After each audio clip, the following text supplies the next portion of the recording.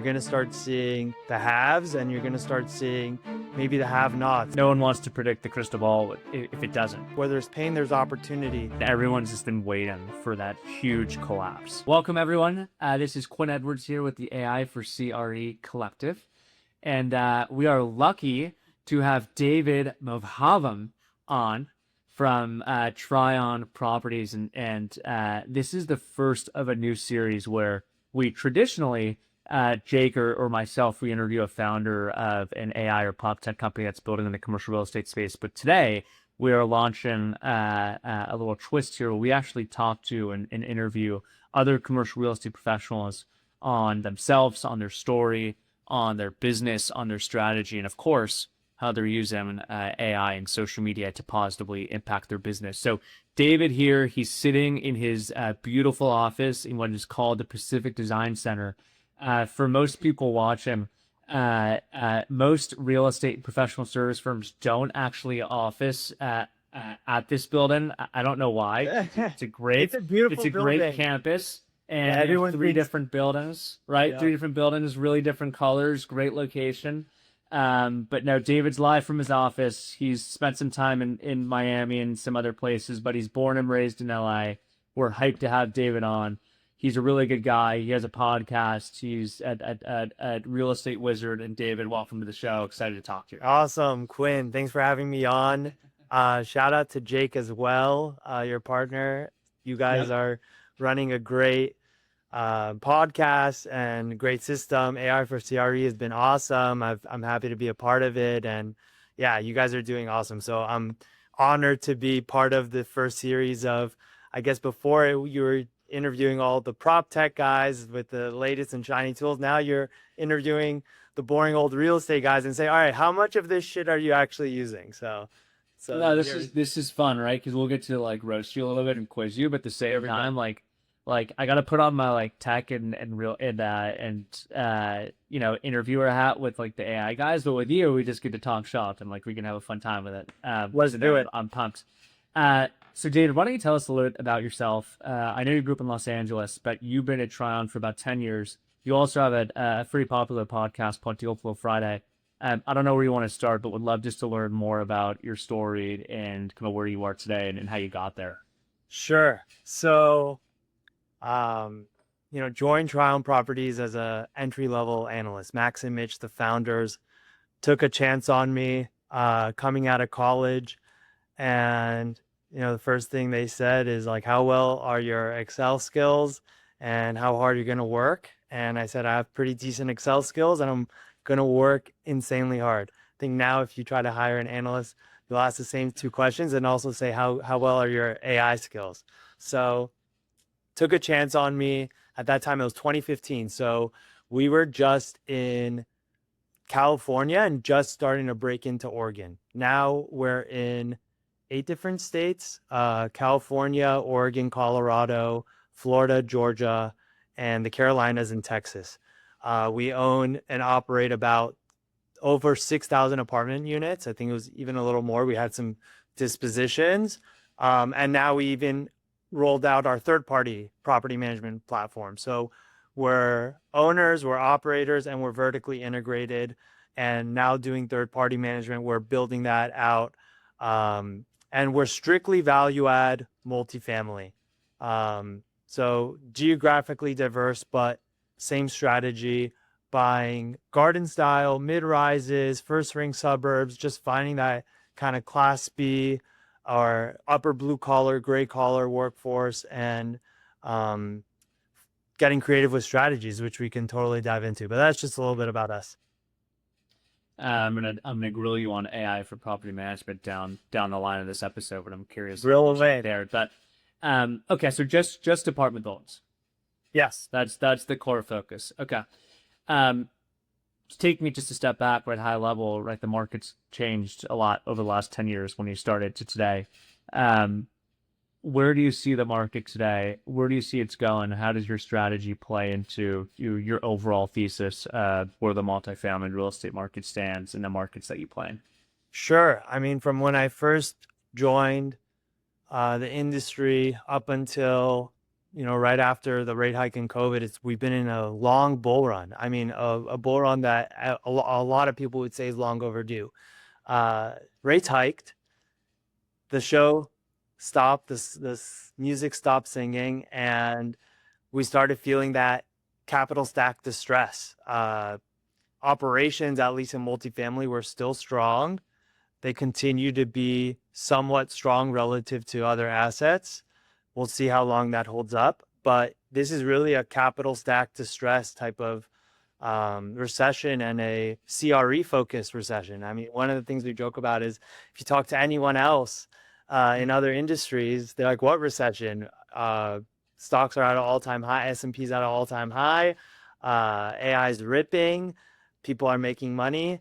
And I think what that speaks to right now is we're truly entering a K-shaped economy where you're going to start seeing the haves and you're going to start seeing maybe the have-nots. And I think there's a bit of opportunity on the fact that, going back to the capital stack side, the loans now from 2021, 2022 are 4 years in. The bridge loans that had the extend and pretend are now we're starting to see capitulation. We're starting to see trades. We're starting to see that the light at the end of the tunnel of getting bailed out with a rate cut is probably not happening anytime soon. So we're seeing distress on the cap stack side. But then going back to the K-shaped economy with the haves and have-nots, I think what you're just starting to see is a little bit of maybe short-term disruptance in the job market, a little bit of short-term disruption in just embracing this new technology. The have-nots, quite frankly, being people that can't adapt to this new wave of AI. And as a multifamily owner and operator, really taking a look in the mirror and seeing, all right, where in our portfolio is our tenant base exposed to some of these hurdles? Where is there opportunity for us to grow our portfolio where we're going to capture some of the growth in AI in our economy? And so I think just having that overall framework and lens of this is the real economy that we're entering in. It's not going to be easy for everyone, but where there's pain, there's opportunity. And so historically with Trion Properties, we've always been, our content has been finding these opportunities, finding asymmetric returns in our markets and in our strategy. And I think just from a very high level, and we could get into it, is just having that framework of this is where we're entering and how are we going to capitalize. Yeah, I want to ask, so everyone's looking for asymmetric returns, right? Everyone's looking for the risk adjusted return. And I don't want you to give away the secret sauce here, but like, what are some examples of things or metrics or changes in the economy or the market that you're actually looking at to then that's driving investment decisions, right? Because one thing that stood out to me, well, two things was the two states that you mentioned originally where you invested, right? They're not the most real estate friendly, and I'm curious how that's impacting your thesis. And then two, right? I mean, with so much AI growth and other growth in other markets, right? Are those other aspects of the economy driving locational decisions on where you guys are looking for new assets to acquire?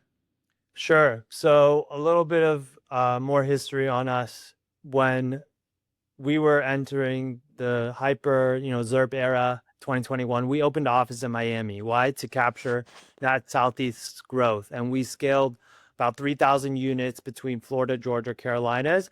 And we strategically put our own boots on the ground to capture that growth in the Southeast. So we still have our headquarters in LA and we have our office in Miami. Now we're diversified geographically between these two states. Now what you're seeing is the Bay Area has number one rent growth in the market with AI, but also with the lack of supply. And so I think there's something. How recent is that?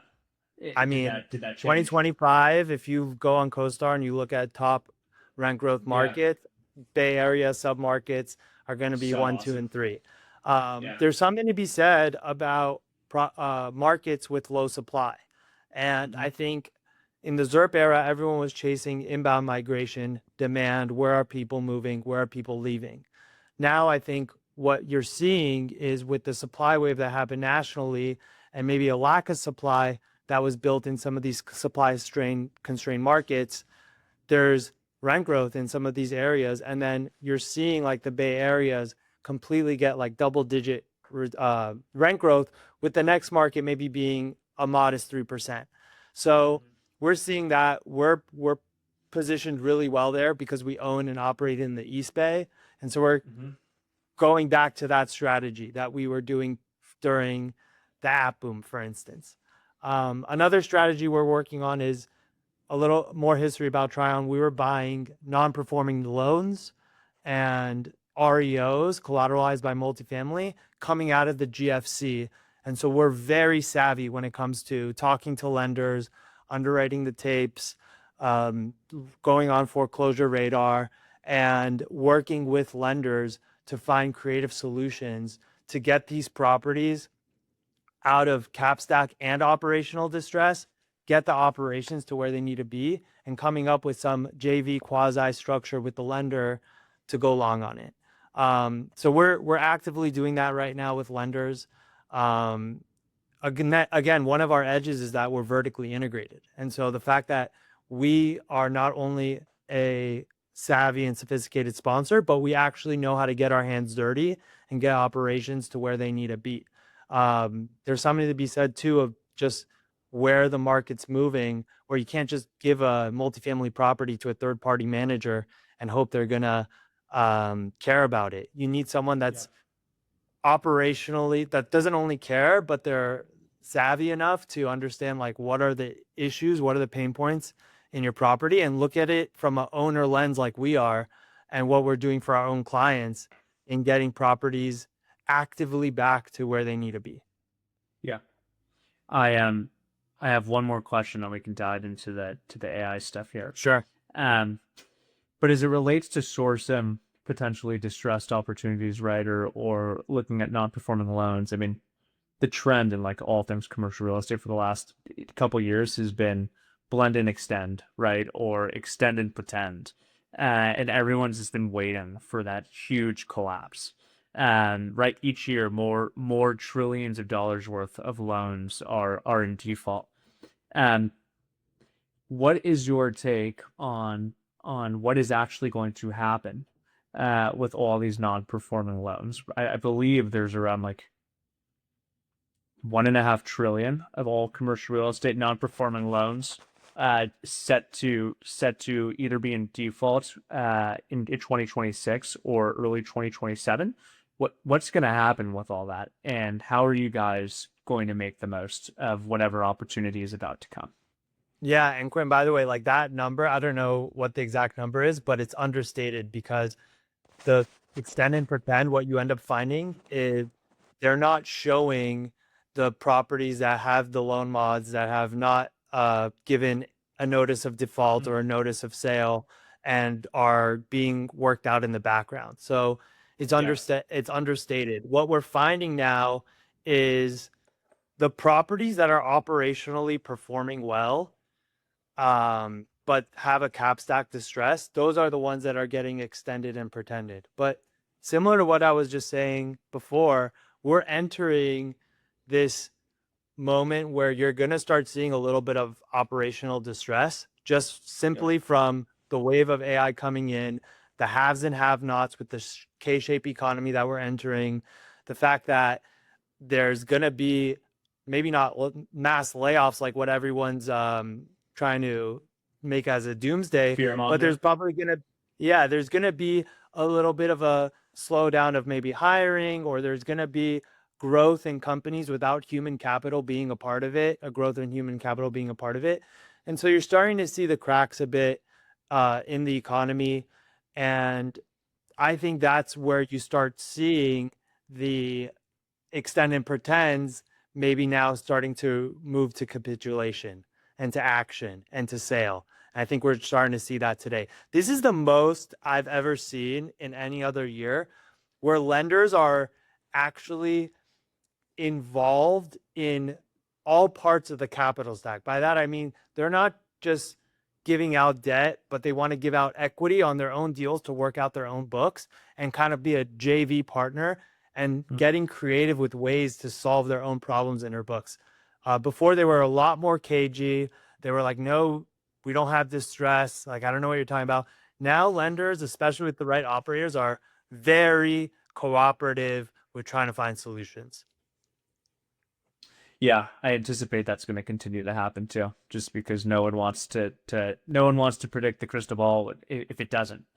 Um, the operational distrust is an interesting point too, right? Because I think um, multifamily specifically was also one of the asset classes where a lot of syndicators entered in the kind of mid 2000s up until kind of the early 2020s, right? And Right. it just seemed like the most beautiful asset class and opportunity for almost anyone that wanted to get into commercial real estate, right? Rates were low, rents were rising, housing is constrained, multifamily. How hard is it to operate an apartment building, right? I'm sharing that in the sense of like that's how a lot of people actually thought, right? It wasn't actually the reality. But how drastically the market changed, right? And turned on some perhaps miscalculated risks that were taking place. I mean, it's right for guys like you and Trion to take advantage of it. Yeah, I mean, let's say how it is. Multifamily is not the darling anymore that it used to be. Yeah. The Sorry to get and around the bush. I'm trying to be polite right, here. and it's not the belle of the ball anymore. But Yeah. everything you just said of why it was sexy at the time still pertain today. There's still a chronic lack of housing in the nation. There's still people that need to live, especially in this K-shaped economy we're entering. The fact that people need basic necessity, they need a place to live, they need a place that they feel proud of. These are still relevant today. So why is it not what it used to be? Because you can't get the same cash yield like that you can get from a risk-free return.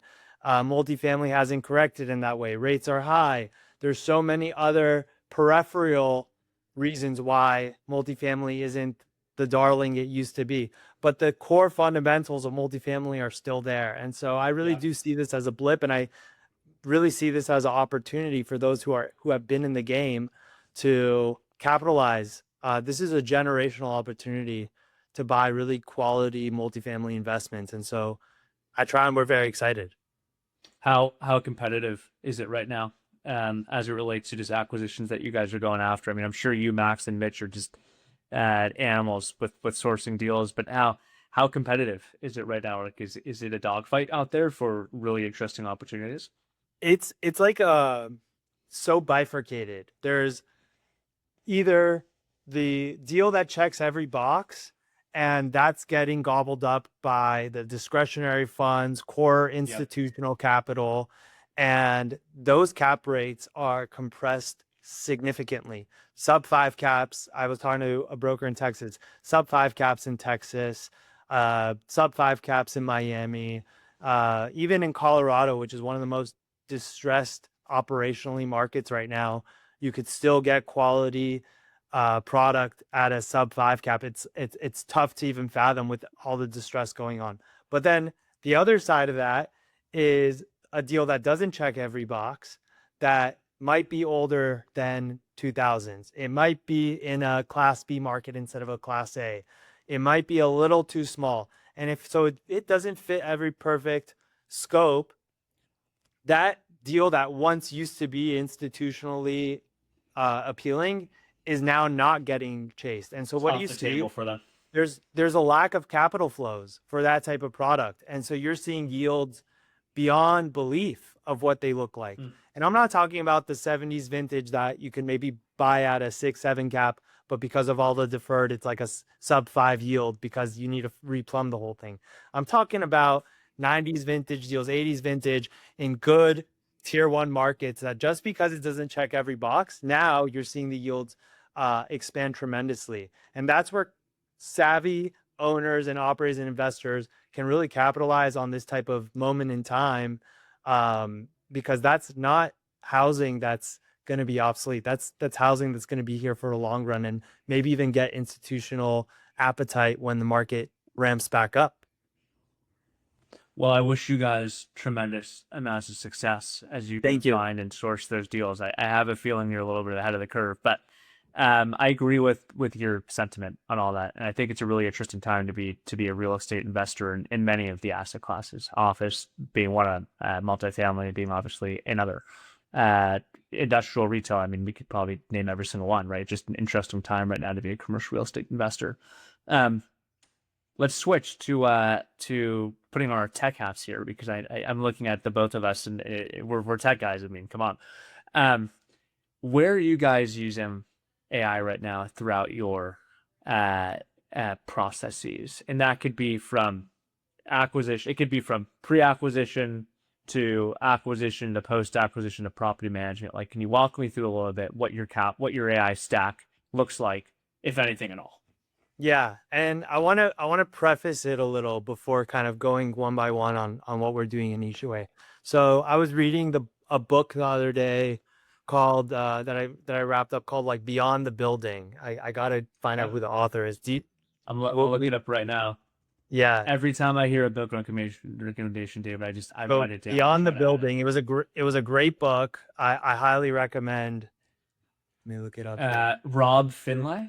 Yeah, exactly. So, Yeah.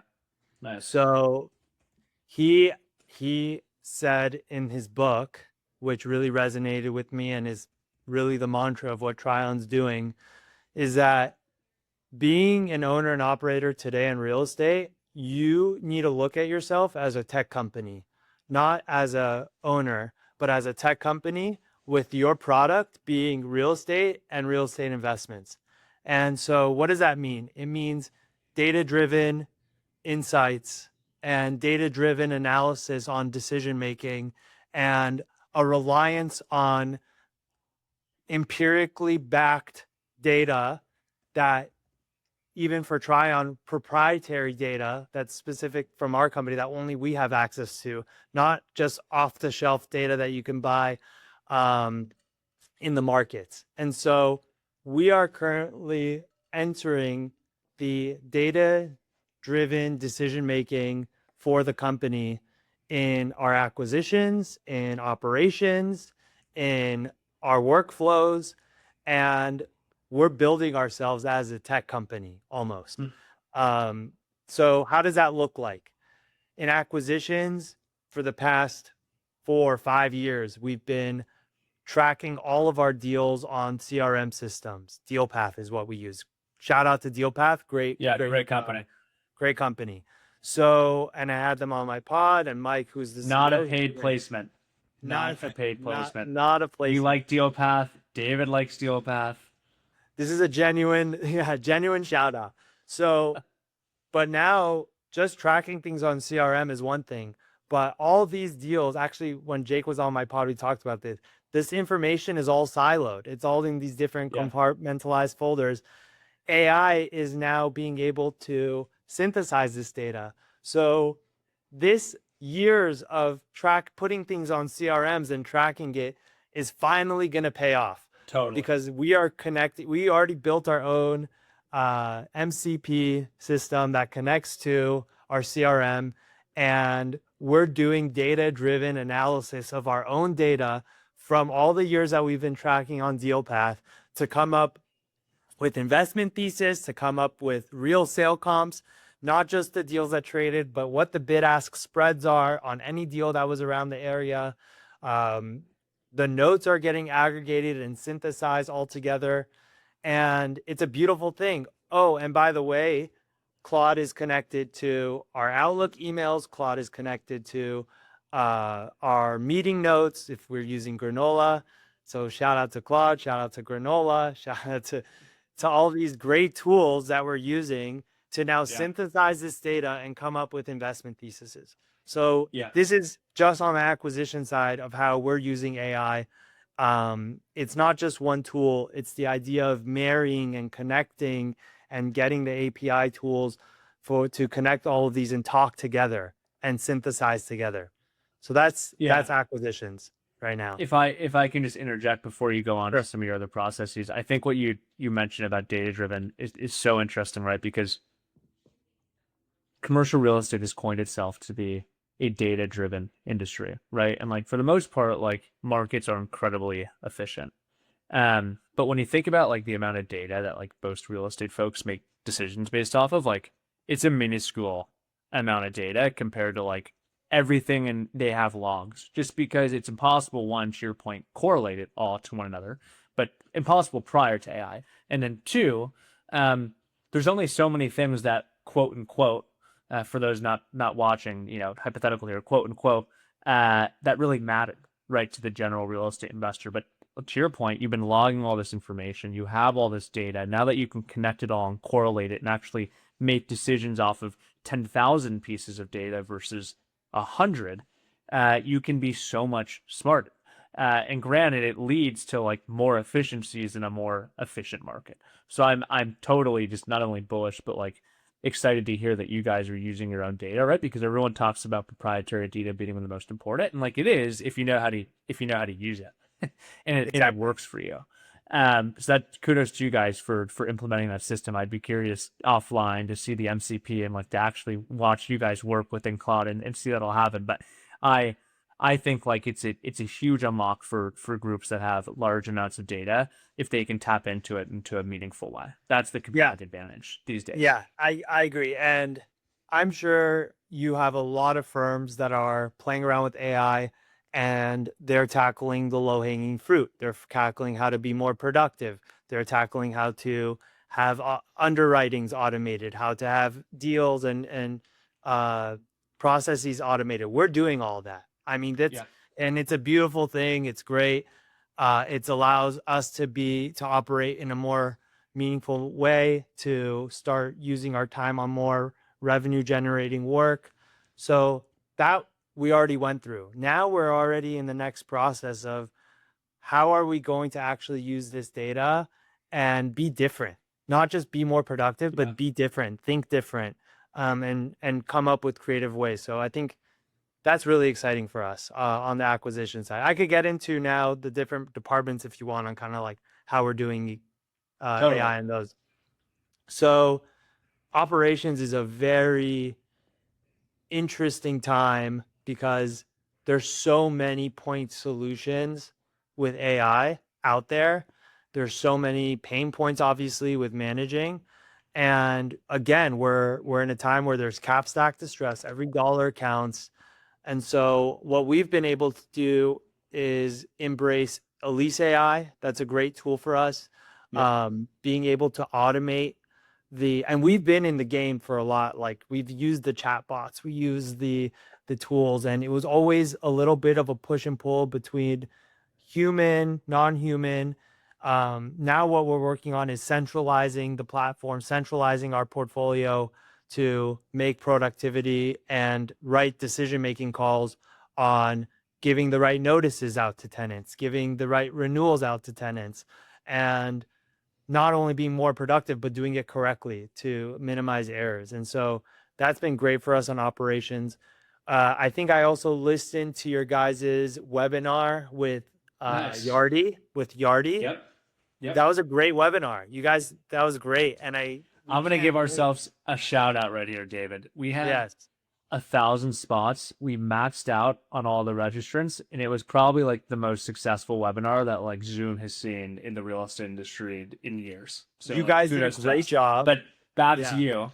No, you guys did a great job. And I think this is the next step, right? Going back to what I was saying of having your own data, Trion's data for making real decisions, not just looking up CoStar, what the rent growth is going to be and saying, I want that market. No, this is boots on the ground. This is what we have. And the Yardi API rolling out, Yardi Virtuoso being able to now get the AI data synthesized in our own portfolio is going to do wonders. So we're super excited for that. We're talking to our Yardi reps. We're working on ways to get that going. Q4, they're going to release their own MCP. We're excited for that. And we're going to be the first ones in line to figure out ways that we can capitalize on that. And again, data-driven decision-making, being able to extrapolate some of our own data and our own portfolio and come up with conjectures from there. First off, that's incredible that you joined our webinar. We appreciate you. Secondly, it's incredible how like far along you are in this process. Cause like, I kid you not, we have between Jake and I, we have multiple conversations today with different firms and professionals, all from like investment to development, brokers, managers, etc. And it's a mixed bag on where people stand, but like for the majority, like people still have no idea where to start with all this. And it's funny, like there's so many people that I reach out to now come on this new series of this podcast, David, you being the first one.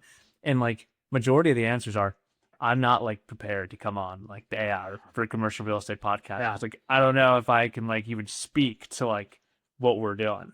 Uh, so just like kudos to you for just not only being so up to date, but like just being so far along. And I think in today's market, no matter what industry you're at, it could be commercial real estate, or it could be like Jake and I start an educational, informational media brand around all this. Like it's the data that you have, and it's like who's first to market. Because at the end of the day, right, like your firm and your spot is so perfectly situated to capitalize on this because you've been around for a long time. So you have ample amounts of data, and you're also the first ones utilizing all that data that you have to make strategic and data-driven decisions, excuse me. So I just think like it sounds like you guys are doing as much as you can to just be smarter, be better, and using this technology. And it's cool to talk to someone besides Jake and myself that really does like embrace this to its fullest capacity. Of course, you got to adapt in this industry. I think real estate, you got a lot of OGs in the industry. You got a lot of old school great people. OGs.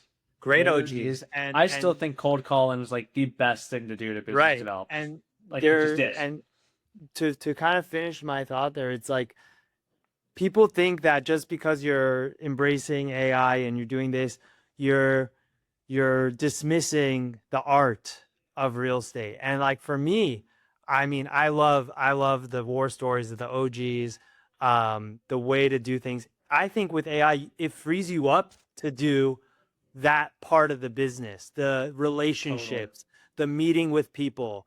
You know, before, like I'll give you an example, like on a property tour, I used to have to be head down and take notes if there's not someone next to me taking notes for me, just because, you know, I got to pitch investors. I got to talk to my team about it. Like I want to make sure every note is down. Now I have note taking apps connected to Claude. So I could go back to being the old school. Hey, when that manager said that answer, what was her facial expression? What was like the reaction to that? And like get a feel, like, does this person really know what they're talking about? I think we're going back now to the feel, the touch, the intangibles of a property that before we couldn't, because we just didn't have the right tech to free us. So I think you need to have that lens with AI and embracing this, that we can go back to talking one-on-one, doing podcasts, building a brand, talking to people, picking up the phone, relationship building, networking. We can do more of that now with AI, not less, not be behind a desk and crank on Excel. We can have AI underwrite that deal for us. So what are you doing when Claude is running that skill of underwriting that deal? You should be talking to the broker. You should be picking up the phone. You should be talking to the lender. You should be networking. You can go out to breakfast, lunch, dinners, beers. That's the beauty of the industry, is networking and leveraging relationships. And I think with AI, you could do more of that now. I love how you framed it as an art and a science. And I'll kind of, I think we can close it out after that because I think it's a very kind of perfect way to wrap it. But I once, how do I put this?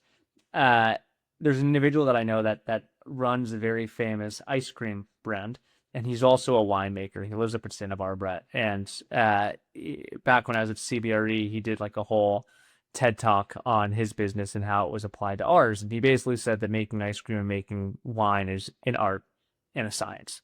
And I think what's interesting about that, to your point, is a lot of the pushback that we get or the industry gets around adopting AI is that it's taking away from the art, right? Like AI can't do this better than I can. AI can't do that better than I can. But to your point, and what we believe to be true, is that there are so many things that AI can take over, right? The science part of it. So you can really go back to being a real estate professional. Yeah. And like what that means, like in the different asset classes and the different roles of professions, right? That's different. But like, I believe there is an art to making deals happen. and it's much more than just what the numbers show on a piece of paper. Granted, that is incredibly important. And with the advancements of technology and AI, like there's going to be ways for that AI to do it better than you ever could, underwrite a deal, analyze a deal, understand the numbers, right? Now it's up to you to look at the property and make decisions yourself with your eyes, or build a relationship with the seller or the broker or the tenants, right? Whatever that might be. And sometimes the old school way happens, right? You got to underwrite a deal, but you got to go take someone out to dinner and like sit them down and like have that in-person conversation and like build that relationship to make it happen. So I'm a huge believer of to your point, it's both. And if you guys can do what Trion is doing as it relates to implementing AI to its fullest abilities, but not losing the art of what commercial real estate is, a lot of people will hopefully have the success that you guys, David, are hopefully going to have over the coming years. I can feel it. I know you guys will. From your mouth to God's ears, hopefully can translate, and we'll be from the West Hollywood home office to the West Hollywood PDC. Just exactly feel it. Exactly. Very true. Well, I appreciate you, David, for coming on. This is tremendous. I love your input. I love what you guys are doing. I'm wishing you and Trion just continued success in any way that Jake and I can continue to be helpful and support you guys. We would love to. Where can people find you, David? I know we didn't really touch on your podcast, so maybe I can just kind of kick it to you to close out on like where people can find you, where they'll listen to you or watch you. And if they want to get in touch with Trion for whatever reason, they want to sell a property, they want you to buy it, they want you to manage it, where can they find you guys? Yeah, so Deal Flow Friday is my weekly CRE podcast. Every Friday, we bring someone on, or it's sometimes me just ranting about what's going on in the market. And so you could find me on Deal Flow Friday, LinkedIn, Instagram. It's on all podcast streaming apps, X as well. And then you can find me on those platforms. And what was the second question? Is that how to find Trion? If they want to get in touch with Trion because they want you to sell you guys a Trion Properties. Manage it. Yep, trionproperties.com. Just reach out. Trion Living is our third-party management platform. We're doing a lot of special things there too with AI. But feel free to reach out, and we'll would love to connect. Lastly, David, how impactful has your podcast been to Trion's business? Super. I mean, a lot of what we've been able to network with and what we've been able to do, the tech we've been able to leverage through it, the relationships we've been able to leverage, it's been incredible. I mean, beyond belief, honestly. The podcast has been very powerful. It's been so fun to connect with people, to connect with Jake, now connecting with you. And honestly, everyone at Trion right now calls me the head of AI, as like the de facto head of AI right now. I wouldn't be able to embrace AI without the pod, because I needed AI to make that process efficient. And it forced me to kind of implement AI into the side project of the podcast. And it's done wonders now for the company and done wonders for personal branding. And I think in an age of AI where knowledge is so commoditized, branding and relationships is what matters. And so, to your point, like, how has that been benefited the company? Tremendously, because that's really what's left is the relationship, the branding, and relationship building. Yeah, I wish I was using AI, 5 years ago, and was growing my social media brand 5 years ago, and not so like compounding so into powerful. Yeah, but you gotta start now. Totally. Well, David, appreciate you again for coming on. Great use with AI. Trion Properties, awesome. First of hopefully many conversations with you and other folks at your firm, or just other commercial real estate professionals that come on. But you're the man, and appreciate you coming on, and for everyone listening. Awesome. Thanks, Quinn. Appreciate it. Bye, everyone.